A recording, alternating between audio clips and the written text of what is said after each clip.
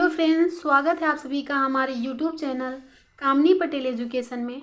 आज मैं class 12th biology का फर्स्ट चैप्टर का एक वन शॉट वीडियो लेके आई हूँ, जिसमें आप सभी को सारे मोस्ट इम्पॉर्टेंट क्वेश्चन बता दूंगी, जिसमें बहुविकल्पी, अति लघुत्तरी, लघुत्तरी, विस्तृत उत्तरी सारे प्रश्न आ जाएंगे।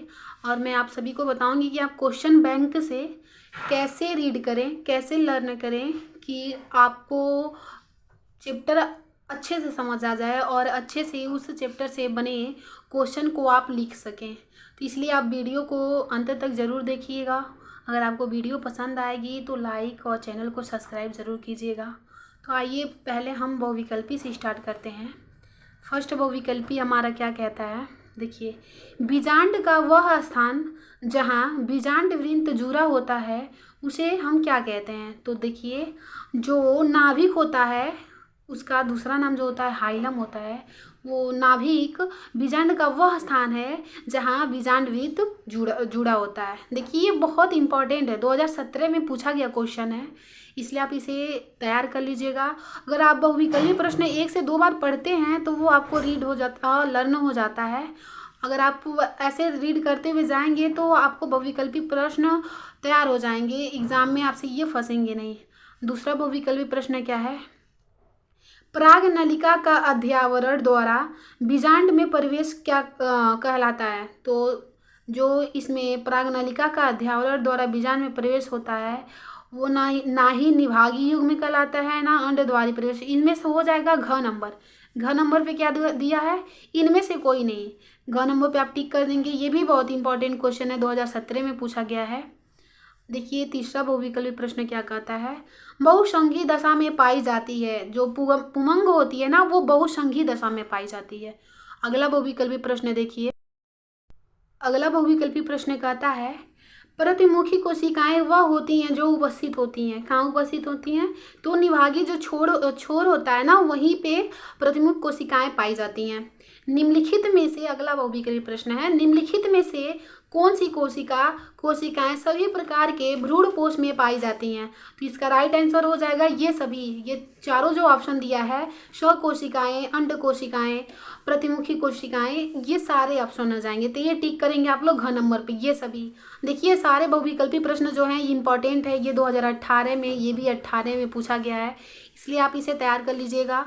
अगला बहुविकल्पी प्रश्न कौन सा है, परिभ्रूणपोष अवशेष है तो क्या कहलाता है, बीजांडकाय कहलाता है। परिभ्रूणपोष जो होता है वो बीजांडकाय कहलाता है, तो उसका अवशेष होता है। तो घ नंबर आप टिक कर देंगे, ये राइट आंसर इसका है। ये भी बहुत इंपॉर्टेंट है, देख सकते हैं आप सब। और 7वां नंबर जो बहुविकल्पी है, देखिए क्या कहता है, द्विनिषेचन क्रिया होता है। जो अनावृत पौधे होते हैं ना, अनावृत बीज पौधे, उसी में द्विनिषेचन की प्रक्रिया होती है। तो आप सब इसे टिक कर दीजिएगा, ये भी बहुत इंपॉर्टेंट है, 2014 और 18 दोनों में पूछा गया है। अगला प्रश्न देखते हैं।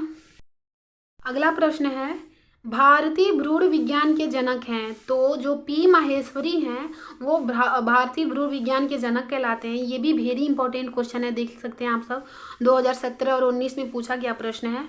अगला क्वेश्चन है, नारियल का रेशे उत्पन्न करने वाला भाग होता है वो मध्य फलवित्ती होता है। क्या होता है, मध्य फलवित्ती होता है। ये राइट आंसर हो जाएगा इसका ग नंबर। आप ग नंबर पे टिक कर देंगे।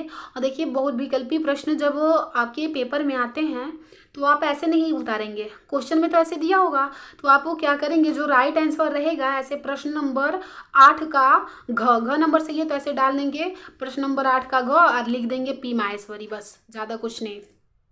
अगला क्वेश्चन देखिए, बहुब्रूरता खोजी गई है। देखिए, जो बहुब्रूरता है वो किसके द्वारा खोजी गई है, तो लिविन हॉक द्वारा बहुब्रूरता की खोज की गई। अगला प्रश्न देखिए, आवृतबीजी पौधों में पुंकेसर है। जो आवृतबीजी पौधे होते हैं उसमें पुंकेसर को क्या कहते हैं, तो वो नरजन्नांग होता है। पुंकेसर क्या होता है, नरजन्नांग होता है। देखिए, ये भी बहुत इंपॉर्टेंट क्वेश्चन है, 2019, ये 17, 16 सब में पूछे गए हैं। आप समझ सकते हैं कि ये कितने महत्वपूर्ण प्रश्न हैं, इसलिए आप एक एक बार इन्हें देखेंगे तो आपको ये एग्ज़ाम, अगर ये प्रश्न आएंगे तो अपने आप आपको पता चल जाएगा कि हाँ यही नंबर है, हमने तो एक बार पढ़ा है ना। तो एक बार अगर आप इस वीडियो को देख लेते हैं तो आपके सारे प्रश्न तैयार हो जाएंगे। अगला क्वेश्चन देखते हैं। अगला प्रश्न है, एक ही पादप के एक पुष्प के परागकणों का दूसरे पुष्प के वर्तिकाग्र तक स्थानांतरण कहलाता है।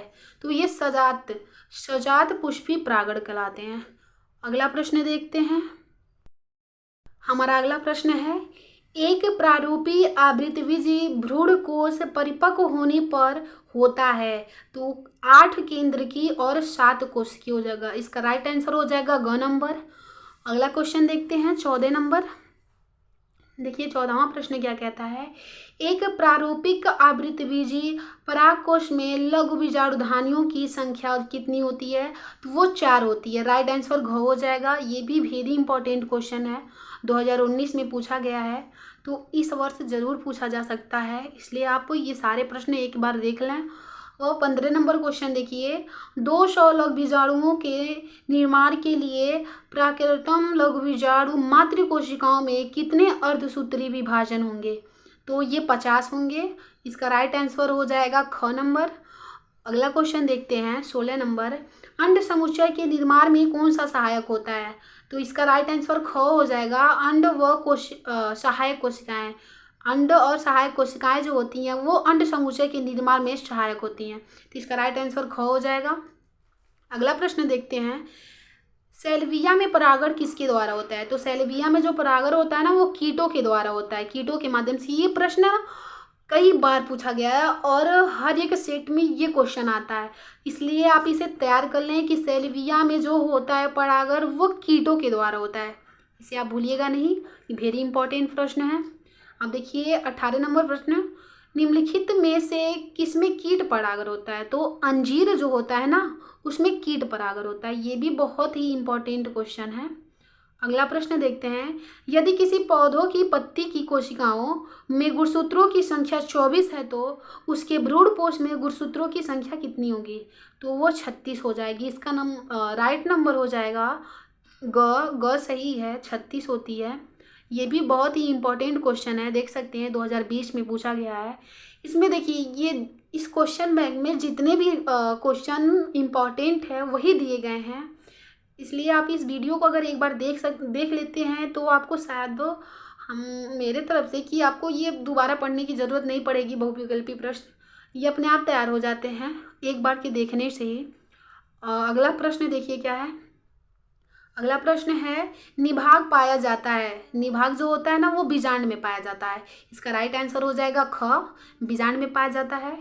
अगला क्वेश्चन देखते हैं 21 नंबर, पुष्पी पादप का कौन सा भाग अगुणित एन है? अगुणित होता है तो वो नर युग्मक जो होता है ना वो अगुणित होता है। इसका राइट आंसर ग हो जाएगा, नर युग्मक। अब बताइए इसका 22वां प्रश्न, इंटरस्टिशियम की ओजमेटा किस में पाए जाते हैं? ये 2020 में पूछा गया क्वेश्चन है, तो ये भी आपके लिए इम्पोर्टेंट ही है। इसका राइट आंसर ग नंबर हो जाएगा, यूनि एवं बायोलेट्स में। तो आप इसे भी तैयार कर लीजिएगा।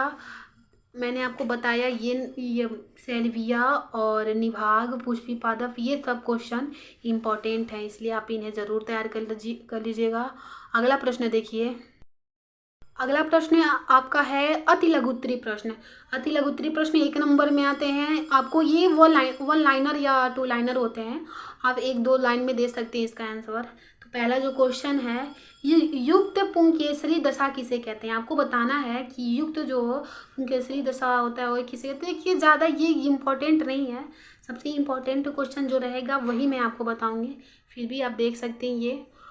ये देखिए ये बहुत ही इम्पोर्टेंट प्रश्न है। देखिए लगातार 2017-18 में पूछा गया है। जौ या गेहूं के 100 दाने बनाने के लिए कितने अर्धसूत्री विभाजन की आवश्यकता होगी? ये इम्पोर्टेंट प्रश्न है, 2017-18 में पूछा गया है।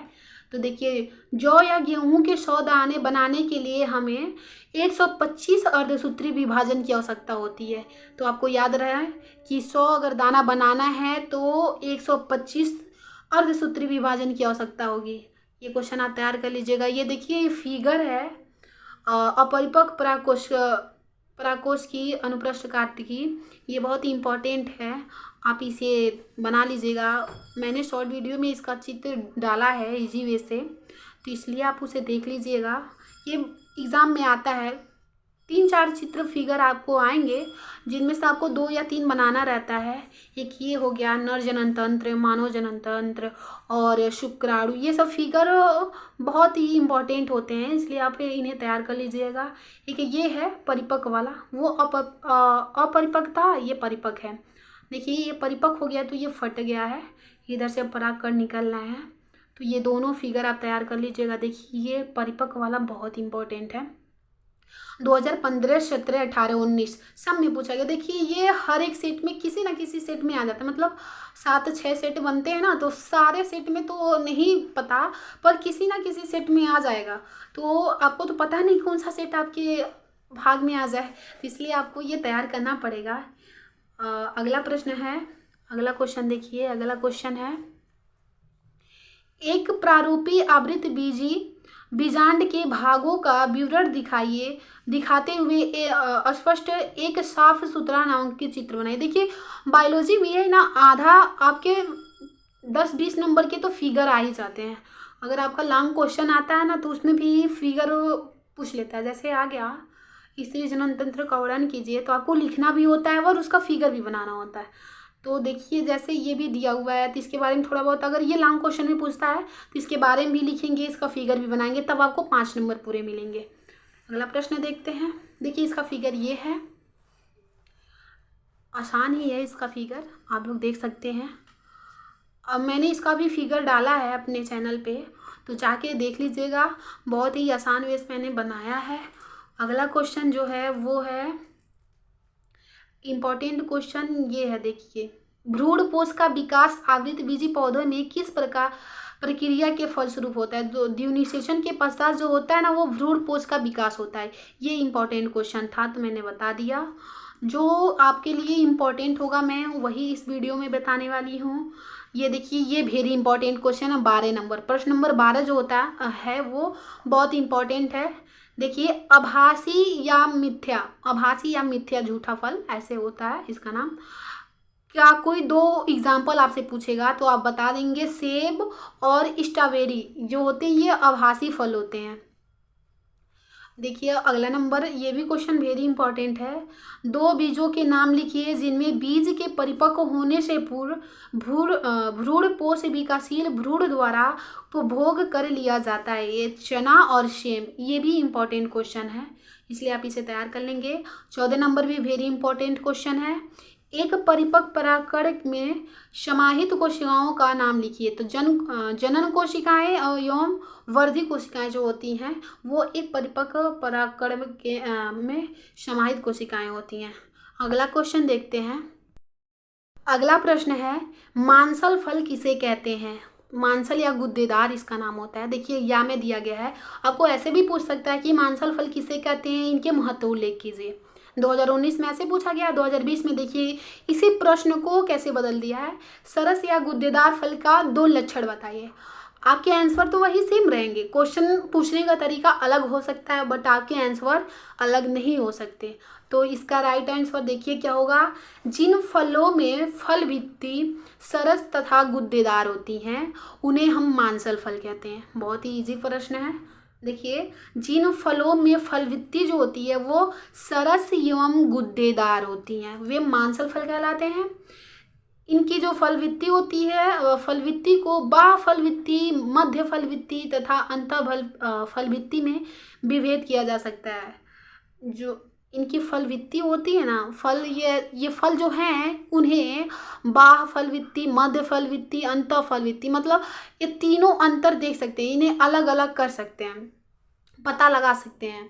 देखिए ये फल अस्फोटक होते हैं, जिस कारण इनके बीज जो बीज होते हैं ना, गुद्दा अगर सड़ जाएगा तब भी इनके बीज जो होंगे ना वो स्वतंत्र, मतलब वो खराब नहीं होंगे, वो स्वतंत्र रहेंगे, वो सड़ेंगे नहीं। फल अगर सड़ जाता है, गुद्दा सड़ जाता है, फिर भी जो बीज है वह सेफ रहेगा। अगला जो प्रश्न है वो 17 नंबर, कभी कभी पूछ लेता है कि आम के फल के अनुदैर्ध्य काट का एक नामांकित चित्र बनाइए। इसलिए आप इस प्रश्न को भी देख लीजिए, ज़्यादा कठिन नहीं है। ऐसे आम का चित्र आप लोग बना देंगे, फिर ऐसे बीज, मध्य फल भित्ति, अंत फल भित्ति ऐसे दर्शा देंगे, लिख देंगे। अगर आपके प्रश्न में अगर क्वेश्चन में आ जाता तो बढ़िया है, नहीं तो ये ज़्यादा नहीं पूछता है, फिर भी आप देख लेंगे एक बार, तो अगर आ भी जाएगा तो आप बना देंगे, नंबर नहीं कटेगा। अगला क्वेश्चन जो है वो 18 नंबर है, ये वेरी इंपॉर्टेंट प्रश्न है। जलीय परागण करने वाले किन्हीं दो पौधों का नाम लिखिए। तो नाजा और हाइड्रिला जो है ना, वो जल के द्वारा परागण होती है, जल के माध्यम से इनकी परागण होती है। अगला क्वेश्चन देखते हैं। अगला क्वेश्चन में है आपका लघु उत्तरीय प्रश्न, जो 2 नंबर के पूछते हैं। ये बहुत ही इंपॉर्टेंट होते हैं, सारे प्रश्न आपको तैयार करना पड़ेगा। 2 नंबर के प्रश्न, इसमें आपको 6 से 7 लाइन से अधिक लिखना पड़ेगा। 1 नंबर का रहेगा तो आप 2 से 3 लाइन लिख सकते हैं, बट 2 अंक का है तो आप 4 से 5 लाइन आप ज़रूर देंगे उसको, तभी आपको फुल नंबर मिलेंगे। ज़्यादा शॉर्ट लिखने का मत सोचें, आपके पास टाइम भरपूर होता है, इसलिए आप नंबर के हिसाब से लिखें। जैसे ज़्यादा लिखना भी अच्छा नहीं होता, ना ही कम लिखें ना ही ज़्यादा लिखें, उस प्रश्न के हिसाब से एक्सप्लेन करें। ये नहीं कि इजी है तो उसके बारे में 4-5 पन्ना लिख दें, आप पूछ रहा है 2 ही नंबर में, तो ऐसा आप बिल्कुल नहीं करेंगे। आप वही करेंगे, 2 नंबर का पूछा है तो 8 लाइन 6 लाइन, उससे थोड़ा कम या ज़्यादा लिख सकते हैं, उससे अधिक नहीं। 1 पेज तो बिल्कुल नहीं लिखेंगे, आधे पेज हो सकते हैं, 6-7 लाइन, और उससे ज़्यादा नहीं। तो देखिए, उन्मील परागणी पुष्पों में से क्या तात्पर्य है? क्या अनुमीली पुष्प में पर परागण संपन्न होता है? आपने उत्तर की उस सतर्क व्याख्या है वो करिए। तो ये आपसे क्वेश्चन पूछा है। देखिए, ये ज़्यादा इम्पोर्टेंट नहीं है, किसी भी साल पूछा नहीं गया, एनसीईआरटी का प्रश्न है, फिर भी आप देख सकते हैं, इसका शॉर्ट स्किल ले सकते हैं। ये ज़्यादा इम्पोर्टेंट नहीं है, फिर भी मैं आपको समझा देती हूँ। देखिए, वे पुष्प जिनके परागकोश तथा वर्तिकाग्र अनावृत होते हैं उन्मीली परागणी पुष्प कहलाते हैं। उदाहरण जो है वायोला है, ऑक्जेलिस है। इसके बारे में फिर आप आगे लिख सकते हैं, अनुमीलीय पुष्प में पर परागण नहीं होता है। अगर आप इतना ही एक्सप्लेन कर देते हैं, फिर इसके एग्जाम्पल दे देते हैं, तो आपको फुल नंबर मिल जाएंगे। ये इतना इम्पोर्टेंट नहीं है, आपको जो इम्पोर्टेंट प्रश्न होगा मैं वही बताऊंगी इस वीडियो में, क्योंकि आप लोग के लिए टाइम बहुत ही महत्वपूर्ण है, ज़्यादा समय बचा नहीं है बोर्ड एग्ज़ाम के लिए। तो फिर भी उतना कम भी टाइम नहीं है, अगर आप चाहें तो शुरू से अगर तैयारी करना चाहते हैं आज के डेट से, तो भी फिर भी आपका बहुत अच्छा तैयारी हो सकता है, भरपूर टाइम है। तो ये देखिए, ये क्वेश्चन बहुत इंपॉर्टेंट है, 2017 में पूछा गया है कि द्विनिषेचन के पश्चात किसी अनावृति बीजी पौधों के बीजांड में होने वाले परिवर्तन का उल्लेख कीजिए। कि क्या क्या होता है द्विनिषेचन के पश्चात, बीजांड में कौन कौन से परिवर्तन होते हैं, उसके बारे में पूछा गया है। ये प्रश्न इंपॉर्टेंट है, जो प्रश्न इंपॉर्टेंट होंगे हम आपको बता देंगे, आपको वही प्रश्न तैयार करना है। आपको फालतू के प्रश्न पढ़ने में पढ़ने में अपना टाइम वेस्ट नहीं करना है, आपको बस अब इम्पॉर्टेंट प्रश्न ही पढ़ना है। अब मैं आप सभी को आंसर पेपर भी सॉल्व कराऊंगी और क्वेश्चन बैंक से सारे सब्जेक्ट का तैयारी कराऊंगी, physics, chemistry, biology, Hindi, English, सारे प्रश्न का। इसलिए आप मेरे चैनल से जुड़े रहिएगा। अगर आपको मेरी वीडियो पसंद आती होगी तो वीडियो को लाइक और शेयर मेरे चैनल को शेयर और सपोर्ट ज़रूर कीजिएगा। तो देखिए, इसका आंसर द्विनिषेचन के पश्चात बीजांड में होने वाला परिवर्तन, पहला जो है बाह्य अध्यावरण। ये क्या होता है? बीज का बीज चोल बनता है, जो बाह्य अध्यावरण होता है वो बीज का बीज चोल में बदल जाता है। अंत अध्यावरण क्या होता है? बीज का अंतः कवच या टेगमेन बनता है। जो बीजांड वृंत होता है वो क्या होता है? नष्ट हो जाता है। लीची में इससे एक मांसल उत्तक निकलता है, यह बीज के चारों ओर होता है, इसे बीज चोल या एरिल कहते हैं। यह खाने योग्य भाग है, इसे थर्ड इंटेजेंटमेंट भी कहते हैं। देखिए, ये क्वेश्चन में आप जैसे मान लीजिए बीजांड वृंत है ना, ये एक 2 नंबर में भी पूछा जाता है। ऐसे आप कह सकते हैं बीजांडरीन जो होता है वो नष्ट हो जाता है, या लीची में इससे एक मांसल उत्तक निकलता है। बस इतना अगर आप लिख देते हैं फिर भी आपको फुल नंबर मिल जाएंगे। देखिए 2 नंबर में है तो इतना ज़्यादा एक्सप्लेन किया गया है, आपकी कॉपी में 1 पन्ना से अधिक हो जाएगा, तो आपको ज़रूरी नहीं है सारा लिखना। अगर आप ये हेडिंग लगाते हैं और इसमें 2-2 लाइन, 1-1 लाइन बता देते हैं इसके बारे में थोड़ा बहुत, तो आपको फुल नंबर मिल जाएंगे। ज़्यादा लिखने की ज़रूरत नहीं है। जैसे मान लीजिए ये बाह्य अध्यावरण है तो आप कह दिए कि ये बीज का बीजचोल बन जाता है। अंत अध्यावरण है, ये अंत कवच में बदल जाता है। बीजांड है, ये नष्ट हो जाता है। बस इतना ही बता दीजिएगा। बीजांड द्वार जो है वो बीजांड द्वार के रूप में ही रहता है। इतना ही आप लिख देंगे तब भी हो जाएगा। जो बीजांड का है प्राय समाप्त हो जाता है, कभी कभी पतली परत के रूप में बचा रहता है। आप अगर इतना ही एक्सप्लेन कर देते हैं अपने कॉपी में तो आपको फुल नंबर मिल जाएंगे। बट ऐसे ही हेडिंग बाय हेडिंग आपको करना है। देखिए आपकी कॉपी में हेडिंग ही आपकी कॉपी की शोभा बढ़ाती है, इसलिए आप ज़्यादा से ज़्यादा हेडिंग लगाएं और अच्छे से आप ब्लैक ब्लू पेन का यूज करें। अगर आपको फुल नंबर देखिए आपको ये एग्ज़ाम में मायने नहीं रखता कि आप सबसे बेस्ट अच्छे पढ़ने में हैं। आप पढ़ने में कैसे भी हो, अगर आपको जो क्वेश्चन पेपर में आया अगर आ रहा है तो सबसे बेस्ट आप ही हैं, भले ही आप साल भर पढ़ाई किए या ना किए। अगर एग्ज़ाम में क्वेश्चन आए हैं अगर आपको आता है तो समझिए आप ही सबसे बेस्ट हैं, क्योंकि आपके पढ़ा हुआ क्वेश्चन आया हुआ है पेपर में।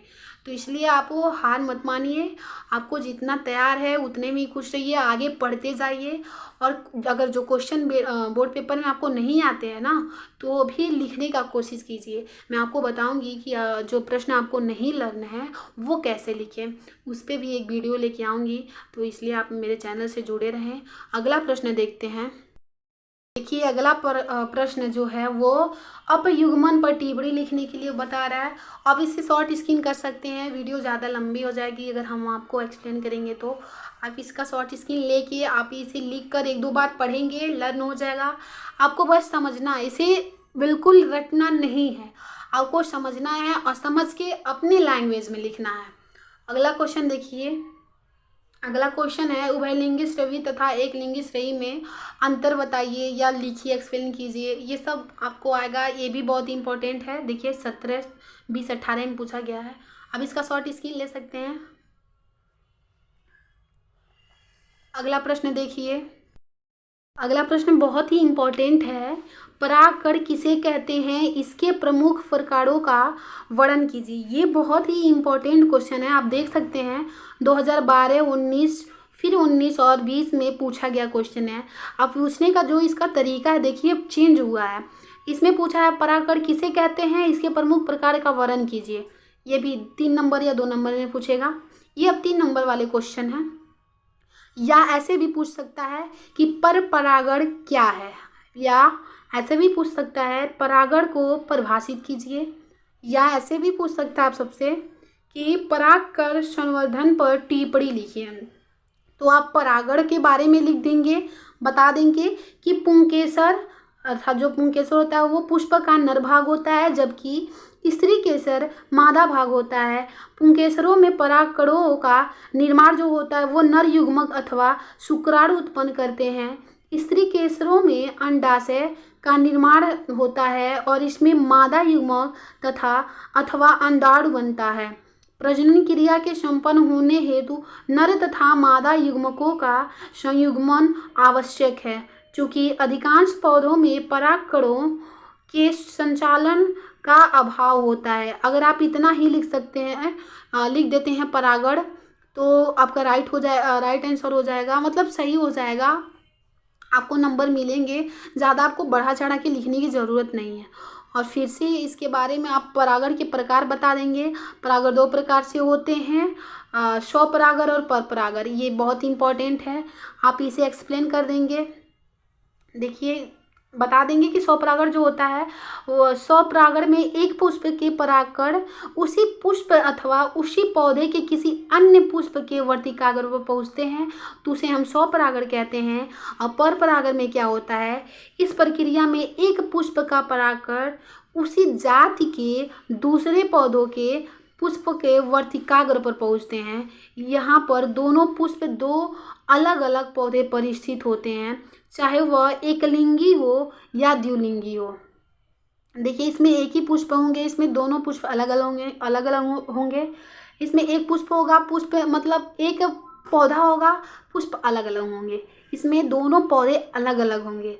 अब पुष्प जो होंगे अलग अलग पौधे पे लगे होंगे, चाहे वो पुष्प एकलिंगी हो या द्विलिंगी हो। ऐसे आप एक्सप्लेन कर देंगे।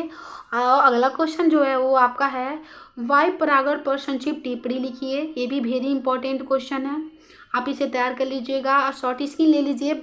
आपको मैं दिखा दे रही हूँ अच्छे से, इसका शॉर्ट स्क्रीन आप ज़रूर ले लीजिएगा, क्योंकि देखिए 2016, 18, 17 और 19 में पूछा गया है। आप इसका शॉर्ट स्क्रीन ले सकते हैं। ये देखिए चौथा नंबर क्वेश्चन, आवृतबीजी पौधों में द्विनिषेचन की क्रिया का सचित्र वर्णन कीजिए। ये वेरी इंपॉर्टेंट क्वेश्चन है। देखिए द्विनिषेचन पर संक्षिप्त टिप्पणी लिखिए, इसे आप ज़रूर तैयार कर लेंगे, बहुत ही इंपॉर्टेंट प्रश्न है। आप इसका शॉर्ट स्क्रीन ले सकते हैं और इसे तैयार कर लीजिएगा, क्योंकि ये हर साल पूछा गया है।